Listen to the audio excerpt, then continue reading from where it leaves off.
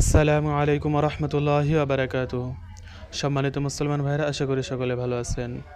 কারাগারে থাকতে আল্লামা মামুনুল হক সাহেব মুফতি আমির হামজাকে গুরুত্বপূর্ণ একটি নসিহত করত। এমনকি এই নসিহতটি আমাদের সমস্ত আলেম ওলামাদেরই জানা প্রয়োজন, এমনকি এই নসিহতের উপর আমল করা প্রয়োজন। তাই ভিডিওটি সকলের কাছে শেয়ার করে দিবেন, যাতে করে সকলেই এই নসিহতটি শুনতে পারে, জানতে পারে, এমনকি আমল করতে পারে। তো চলুন মূল ভিডিওটি বা মূল নসিহতটি শুনে আসি। জেলখানার ভেতরে মাওলানা মামুনুল হক সবচাইতে বেশি এই কথা বলতো আমারে যে হামজা, সামনে যে জানাজার ব্যাপারে খুব সতর্ক থাকা লাগবে। কারণ কাফেরের জানাজা পড়া, বেঈমানের জানাজা পড়া, মুনাফিকের জানাজা পড়া হারাম। এই কথা বুঝেন? এই হারাম কাজ যদি কেউ করে, এই জন্য এ ব্যাপারে আমরা সতর্ক থাকবো যেন কোনো মুনাফিকের জানাজা আমরা পড়াই হাজিরও না হয়। একটু সতর্ক হয়ে যদি শক্ত হওয়া যায়, হাজার হাজার বেঈমান এমনি টাইট হয়ে যাবে।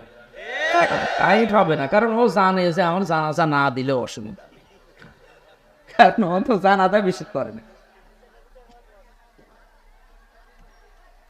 বাংলার এক নাস্তিক ডক্টর আহমেদ শরীফ বলেছিল আমার জানাজা দেওয়ার দরকার নেই, কবরে দেওয়ার দরকার নেই।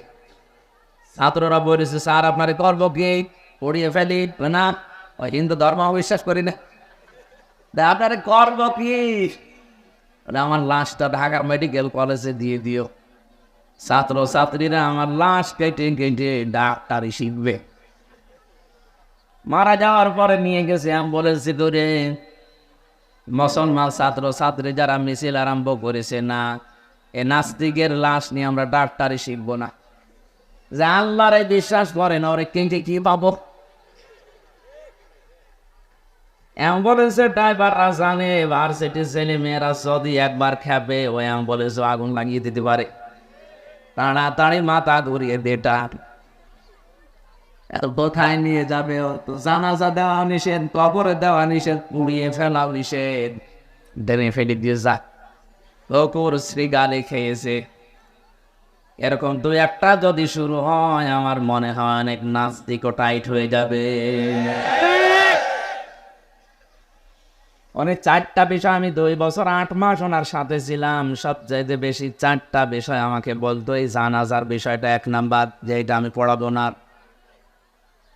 খুব কঠোর বিষয় হওয়া লাগবে আমাদেরও, কারণ হারাম কাজ। নবীজিকে আল্লাহ পাক আয়াত নাযিল করে জানিয়েছেন ফালা ইয়াগফিরুল্লাহু লাহু। এখানে আল্লাহ যদি মুনাফিক শুধু আব্দুল্লাহ ইবনে উবাই উদ্দেশ্য হয়তো তার নাম দিত, আল্লাহ নাম দিয়েছে। তার মানে এর মতো চরিত্র কিয়ামত পর্যন্ত অনেকের হবে, আল্লাহ জানে। তাদের জন্য যদি সামিঈনা মাররাতান 70 বারও আমরা দোয়া করি, কবুল হচ্ছে না, হবে না। একফির মোজারে, বর্তমান ভবিষ্যৎ, প্রেজেন্ট ফিউচার। এ নবী মুনাফিকের জন্য যদি আপনি দোয়া করেন 70 বার না। নবীজি ওই আয়াতের তাফসিরে আমি পড়েছি, তাফসিরে হাক্কানিতে উনি মনে মনে করছিলেন আমি 71 বার দোয়া করবো এই লোকটার জন্য। আল্লাহ তো 70 বারের কথা দিয়েছে, আমি 71 বার করবো। তখনই ফালাইয়া গফিরাল্লাহু লাহু নাযিল হয়। এ নবী এর জন্য 71 বার না, কোটি কোটি বার এর জন্য দোয়া করলে কবুল হবে না। কাকে বলেছে? যে নবী কোনদিন হাত তোলায় লাগেনি, মনের ভেতরে কামনা আসলে দোয়া কবুল হয়ে গেছে।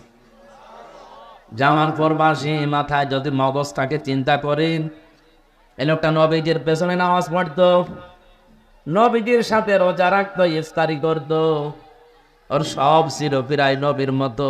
শুধু রাজনৈতিক দর্শনে আল্লাহর নবীকেও মানত না। তলে তলে ওর নেতা ছিল আবু জেহেল। রাজনৈতিক জীবন যে একটা জীবন বলে আছে, অনেকে মনে করে না এটা দুনিয়ার কাজ, অথচ এটাও দিয়ে যে আখিরাত তৈরি করা যায় অনেকে জানেও না, বিশ্বাসও করে না। ওই কথাগুলো সতর্কমূলক বলতে গেলে বলো হুজুর এটা রাজনীতি। কোরআনে নামাজের কথা বললে যদি রাজনীতি না হয়, রমজানের কথা বললে যদি রাজনীতি না হয়, কোরআন দিয়ে নবীজি 10 বছর এ দেশ চালিয়েছেন। এই কথা বললে রাজনীতি হয়, বুঝতে হবে আপনি মুনাফিক। মুনাফিক মারা গেলে আমি আবার বলছি এর জন্য ৭০ বার ৭১ বার না, শুধু হামজা দিয়ে না, গিয়াসউদ্দিন দিয়ে না, আপনি যদি একেবারে কাবার ইমাম সদাইসি দিয়েও জানাজা পড়ান ওটা কবুল হবে না। এই জন্য আমরা যেন মুনাফিকের কোনো জার ভেতরে না থাকে, এটা নিয়ামত, এটা মনে করে আমরা খুশি, আমরা মুখে প্রকাশ করছি, বলেন আলহামদুলিল্লাহ। ২ নম্বরে মনের ভেতরে একটা অনির্বাচন শোক পাবেন আপনি। কি শোক? শব্দ উচ্চারণ করতে পারছেন না? একটা অনির্বাচন শোক আপনি অনুভব করবেন। এটা কেমন? এটা পাখি যখন ছ মারে, বাচ্চাগুলো পলকের নিচে, পালকের নিচে, এই যে নরম মোলায়েম সফট কমন মায়ের পাখার নিচে আশ্রয় নিয়ে একটা কিচির মিচির আওয়াজ দেয়, বাংলাতে এটারে বলা হয় অনির্বাচন সুখ। আপনি যখন কোরআনে কারিমের অনুষ্ঠানকে নিয়ামত মনে করবেন, আপনার অন্তরে ওইরকম একটা শোক অনুভব করবে আপনি, বলে সুবহানাল্লাহ। ৩ নম্বরে এখান থেকে যেটা ডেলিভারি দেওয়া হবে, এই কথাগুলো আপনার প্র্যাকটিক্যাল লাইফে আপনি মিলানোর সিদ্ধান্ত নেবেন আল্লাহর মর্জি মতো। কয়টা বললাম? আরো জোরে বলেন। এই ৩টা বিষয় যদি সমন্বয় হয়, লা আযীদান্নাকুম, অবশ্যই আমি আল্লাহ তোমাদের জীবনে এরকম নিয়ামত আরো দেব।